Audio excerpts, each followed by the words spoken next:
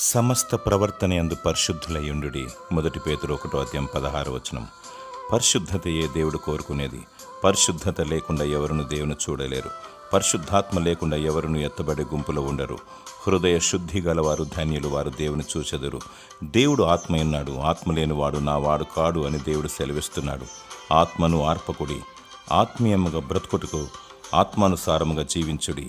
మంచి ప్రవర్తన గలవారై ఆత్మను దుఃఖపరచకుండా విశ్వాస ప్రేమలతో భయము భక్తితో దేవునికి ఇష్టముగా జీవించాలి. అనాథులను, విధవరాన్లను, బీదవారిని కనికరించాలి, వారిని ఆదరించాలి. ఆత్మతో సత్యముతో దేవుని ఆరాధించాలి. దేవుని పాదాల చెంత ప్రార్థన విజ్ఞాపన చేయాలి. సరి అయిన మార్గములు సాగుటకు సత్యాన్ని గ్రహించాలి. దేవుడు నీకు నిత్య జీవమును దయచేయును, నీతి రాజ్యమును నీకిచ్చును. దేవుడు పరిశుద్ధతను దయచేసి నిన్ను దీవించునుగాక.